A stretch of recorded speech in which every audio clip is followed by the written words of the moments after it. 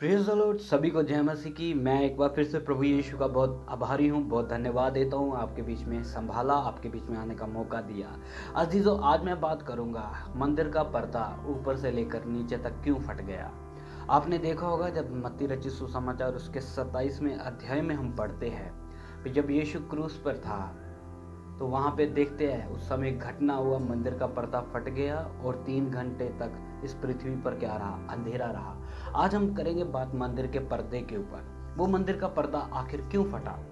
ऐसे में मैं आपको बता दूं, पुरानी शरह थी, जब पुरानी व्यवस्था थी, जब पुराने नियम में हम पढ़ते हैं, जब कोई पाप करता था, जैसा जैसा उसका पाप था वैसा वैसा उसका बलिदान भी था, वैसा वैसा बलि भी था। जैसे कबूतर था, भेड़ था, बैल था, ऐसे में उनका अलग अलग बलि था। जैसा जैसा उनका पाप वैसा उनका बलि था। ऐसे में देखिए हमारा प्रभु यीशु हमारे लिए क्या किया गया, वध किया गया, हमारे लिए वो बलिदान हुआ। अब देखते हैं पुराने नियम में एक परमेश्वर ने मूसा के द्वारा एक निवास स्थान बनाया जिसमें परमेश्वर का महिमा उतरता था। आपने देखा होगा जब उस मिलाप वाले तंबू को बनाया, जिसको हम इंग्लिश में बोलते हैं टैबरनेकल, उसको बनाया तो उसमें 3 स्थान है। नंबर 1 है आंगन है, नंबर 2 है पवित्र स्थान है, नंबर 3 है अति पवित्र स्थान है। तो उस अति पवित्र स्थान में एक पर्दा है, एक पर्दा है। उस पर्दे के अंदर क्या है, परम पवित्र स्थान में एक क्या है, संदूक है। तो मैं आपको बताना चाहता हूँ उस मंदिर का पर्दा कोई हल्का पर्दा नहीं है। उसको एक व्यक्ति उठाकर नहीं लगा सकता। वो बहुत भारी है और बहुत चौड़ा है, और बहुत भारी होने के कारण वो आसानी से वो फटता नहीं है। ऐसे में अजीजों, उस महापवित्र स्थान में जाजक सिर्फ साल में एक बार ही जाता है, साल में सिर्फ एक बार ही जाता है। और मैं आपको बताना चाहता हूं, आज हम महाजाजक के द्वारा, जब महाजाजक के पास अपना बलि लेकर आते थे, तो उसी तरह वो महाजाजक हमारे पश्चाताप के लिए, हमारे पाप के लिए वो क्या करता था, बलि को वध करता था, बलिदान देता था। तो ऐसे में मैं आपको कुछ बताना चाहता हूँ मेरे प्यारे भाइयों बहनों, अपने इस बात को ध्यान से याद रखना। वो मंदिर का पर्दा क्यों फट गया। पुराने समय में लोगों को महाजाजक का जरूरत पड़ता था, महाजाजक का जरूरत पड़ता था। अब हमें महाजाजक का जरूरत नहीं है। हमारे लिए प्रभु यीशु ही क्या बन गया, महाजाजक बन गया, जिसने हमारे लिए इतना बड़ा दुख उठाया, क्रूस का मृत्यु सहा। ऐसे में मैं आपको बताना चाहता हूँ वो मंदिर का पर्दा ऊपर से क्यों फट गया, क्योंकि उसको पाड़ने वाला कौन है, परमेश्वर। और ध्यान से सुन लीजिएगा, अब परमेश्वर नहीं चाहता कि कोई व्यक्ति मेरे पास साल में एक बार ही आए। नहीं, परमेश्वर ने वो मंदिर के पर्दे को इस कारण फाड़ दिया, इस कारण उसको बीच में से फाड़ा, ताकि अब हर समय हर रोज एक व्यक्ति मेरे साथ क्या कर सके, जुड़ सके।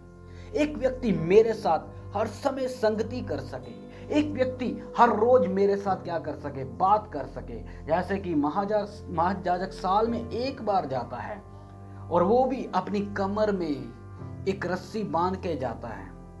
बोलने का मतलब, अगर कोई उसके जीवन में पाप है, अगर उसके ऊपर परमेश्वर का सजा आ गया, अगर वो मर गया वहां पर, अगर उसने कोई पाप किया है, कोई दूसरा उसको अंदर उठाने जाएगा, वो उठा नहीं सकता, इसलिए रस्सी बांधा है, उसको पीछे खींच लेते हैं। इसलिए अजीजों, मेरी बात पर ध्यान देना। परमेश्वर ने क्रूस के ऊपर, यीशु मसीह ने क्या बोला, सब काम पूरा हुआ। हे पिता, सब काम पूरा हुआ। बोलने का मतलब, व्यवस्था को प्रभु यीशु ने क्रूस के ऊपर क्या किया, पूरा किया है। खुद हमारे लिए क्या हो गया, पापों के लिए बलिदान हुआ है। इसलिए ना आज हम भेड़ बकरी बलिदान नहीं कर रहे, क्योंकि हमारे लिए यीशु मसीह क्या हो गया, बलिदान हुआ। इसलिए मेरे अजीजों, मेरे प्यारे भाइयों बहनों, इस विषय के ऊपर जरूर ध्यान करें। मंदिर का पर्दा फटने का कारण यही था कि एक व्यक्ति अब हर समय परमेश्वर के पास आ सके।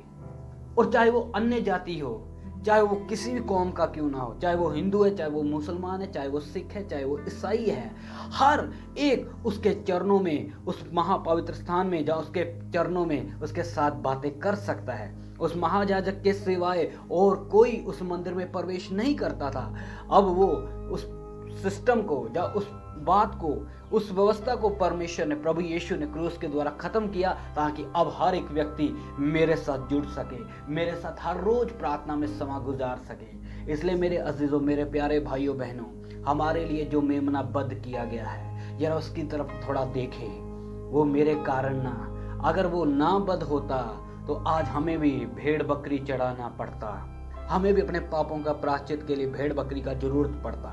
इसलिए मेरे अजीजों, हमारे लिए वो मेमना, जबकि यूहन्ना बपतिस्मा देने वाला उसको देखकर बोलता है, देखो परमेश्वर का मेमना जगत का पाप अपने ऊपर उठाए लिए आ रहा है। इसलिए मेरा अजीजों, वो कीमत को जरा देखें।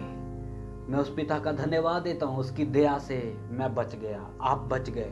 आज बहुत से लोग जो क्रेडिट परमेश्वर को देना है वो एक मनुष्य को देते हैं, जहाँ एक पास्टर को दे रहे हैं। जान देने वाला प्रभु यीशु, हमारे लिए जान देने वाला कौन है? प्रभु यीशु मसीह। और ऐसे में बहुत सारे लोग बोलते हैं, हाँ जी मेरी तो जान पास्टर जी ने बचाई है, मैं उनको ही परमेश्वर मानता हूँ। ये एक बहुत बड़ा पाप है। जब आप एक ओहदा या एक परमेश्वर को जो महिमा देना है वो एक मनुष्य को दे रहे हो, ये सबसे बड़ा पाप है। इसलिए अजीजों, आप यही धन्यवाद करें। प्रभु यीशु ने बोला, तुमने मुझे नहीं बल्कि मैंने तुम्हें चुना, मैंने तुम्हें माँ के गर्भ से चुन लिया।